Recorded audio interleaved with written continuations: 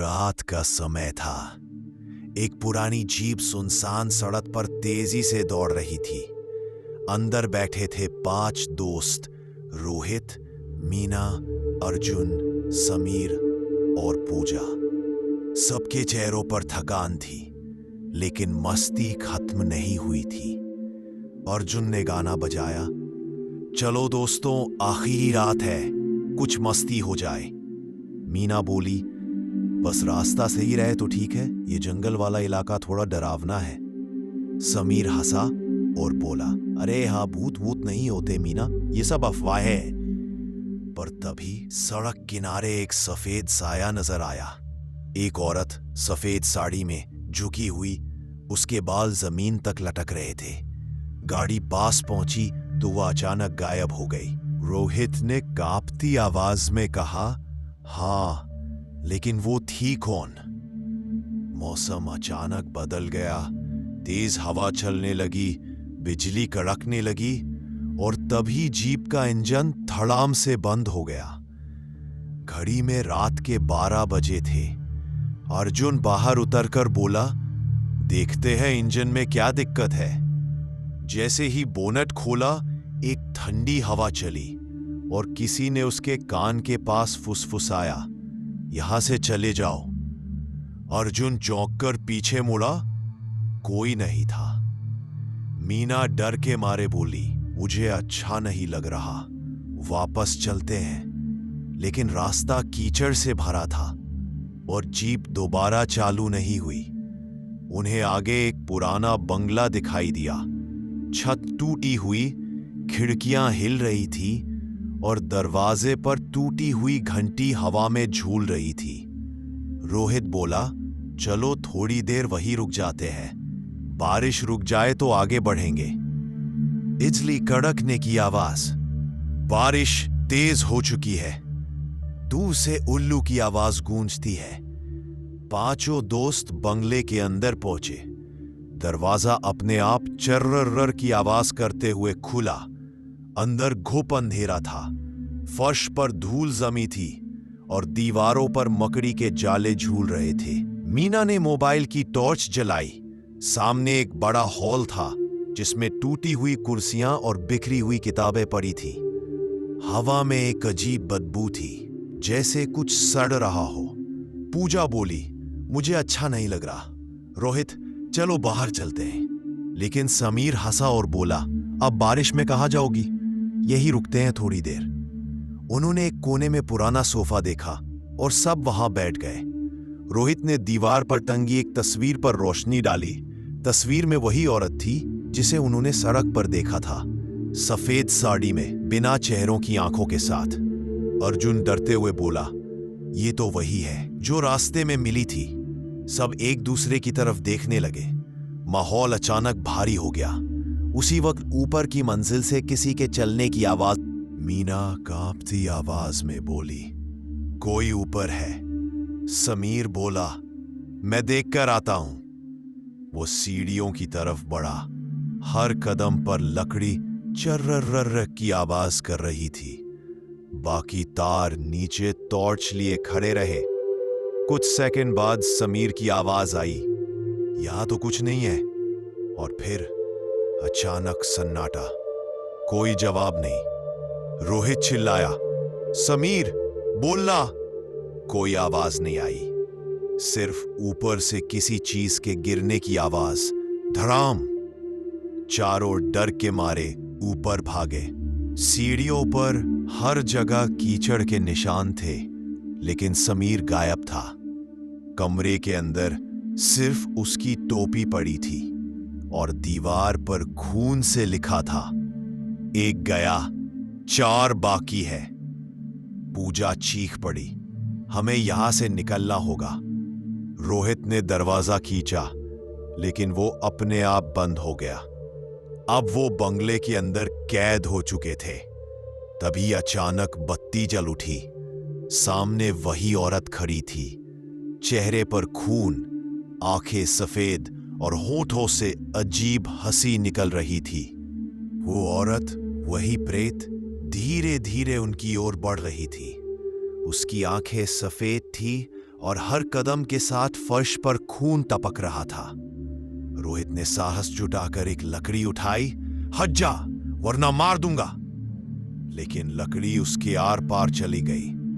वो सिर्फ एक छाया थी जो जिंदा इंसान से भी ज्यादा डरावनी थी। वो प्रेत अचानक गायब हो गई। कमरे में फिर सन्नाटा छा गया। सिर्फ दीवार पर वही शब्द, एक गया, 4 बाकी है। मीना रोने लगी। हमें यहां से निकलना ही होगा रोहित, अर्जुन ने कहा। ऊपर का रास्ता बंद है। चलो नीचे के बेसमेंट में देखते हैं, शायद कोई और रास्ता हो। सबने टॉर्च ऑन की और सीढ़ियां उतरने लगे। नीचे पुराना तहखाना था। दीवारों पर पुराने फोटो टंगे थे। सब एक ही औरत के थे, वही प्रेत। पूजा ने कांपते हुए कहा, ये कौन थी? मीना ने एक धूल भरी डायरी उठाई। उस पर लिखा था सवित्री देवी। लिखा था, मेरे पति ने मुझे धोखा दिया। उन्होंने मुझे इसी सबके रोंगटे खड़े हो गए। अचानक पीछे से दरवाजा अपने आप बंद हो गया और एक अजीब ठंडी हवा चली। अर्जुन के पीछे खड़ी थी वही सावित्री का प्रेत। उसके चेहरे पर भयानक हंसी थी। उसने धीरे धीरे अर्जुन का कंधा पकड़ा। अर्जुन ने पीछे मुड़कर देखा और चीख पड़ी पूजा। लाइट टिमटिमाई और जब सबने देखा, अर्जुन वहां नहीं था। सिर्फ उसकी टॉर्च जमीन पर गिरकर घूम रही थी। दीवार पर नया खून का निशान था। 2 गए, 3 बाकी है। मीना जोर जोर से रोने लगी। अब हमें यहां से भागना होगा, नहीं तो हम सब मर जाएंगे। रोहित ने बेसमेंट की खिड़की तोड़ने की कोशिश की, पर हर बार एक अदृश्य ताकत उसे पीछे धकेल देती थी। अब सिर्फ रोहित, मीना और पूजा बचे थे। तीनों डर के मारे एक दूसरे को पकड़े खड़े थे। कमरे की हर दीवार से अब फुसफुसाहटें आ रही थी। भाग नहीं सकते, भाग नहीं सकते। अचानक एक पुराना झूमर छत से गिरा और उनके बिल्कुल पास आकर गिरा। फिर अचानक एक दरवाजा अपने आप खुला। अंदर अंधेरा था, लेकिन किसी ने फुसफुसाकर कहा, आओ, तुम्हारा रास्ता उधर है। तीनों ने एक दूसरे को देखा और उस अंधेरे कमरे की ओर बढ़ गए, बिना जाने कि वो दरवाजा उनकी मौत का रास्ता था। तीनों, रोहित, मीना और पूजा, उस अंधेरे कमरे की ओर बढ़े। दरवाजा अपने आप धीरे से चर्र की आवाज करते हुए खुला। अंदर का माहौल बिल्कुल अलग था। कमरे में चारों तरफ पुराने खिलौने पड़े थे। दीवारों पर बच्चों की तस्वीरें और बीच में एक टूटी हुई पालना झूला पड़ी थी। मीना ने धीरे से कहा, यह कमरा किसी बच्चे का लगता है। पूजा ने टॉर्च घुमाई। दीवार पर लिखा था, मेरे बच्चे को वापस दो, नहीं तो सब मरोगे। अचानक झूला अपने आप हिलने लगा, बिना किसी के छुए, धीरे धीरे, और एक बच्चे की रोने की आवाज पूरे कमरे में गूंज उठी। रोहित ने कांपते हुए कहा। उसी वक्त पूजा के पीछे कुछ हिला। टॉर्च की रोशनी डालते ही देखा अर्जुन खड़ा था, पर उसका चेहरा पूरा जल चुका था। आंखें सफेद और होठों पर वही भयानक हंसी। वो धीरे से बोला, क्यों आए थे हमारे घर में? पूजा चिल्लाई, अर्जुन, तू जिंदा है? वो हंसा, अब मैं जिंदा नहीं, अब तुम सब हमारे साथ रहोगे। अचानक उसने अपना हाथ उठाया और कमरे की लाइट्स धड़ाम से बंद हो गईं। कहीं से तेज हवा चली और पूजा जमीन पर गिर पड़ी। जब रोहित ने टॉर्च जलाने की कोशिश की तो जमीन पर पूजा का शरीर पड़ा था। आंखें खुली हुईं और मुंह से खून बह रहा था। दीवार पर नया संदेश उभरा, 3 गए, 2 बाकी है। रोहित और मीना अब बुरी तरह कांप रहे थे। मीना रोते हुए बोली, रोहित, ये सब हमारे साथ क्यों हो रहा है? हमने किसी का क्या बिगाड़ा? रोहित चुप रहा। उसकी आंखों में कुछ छिपा था।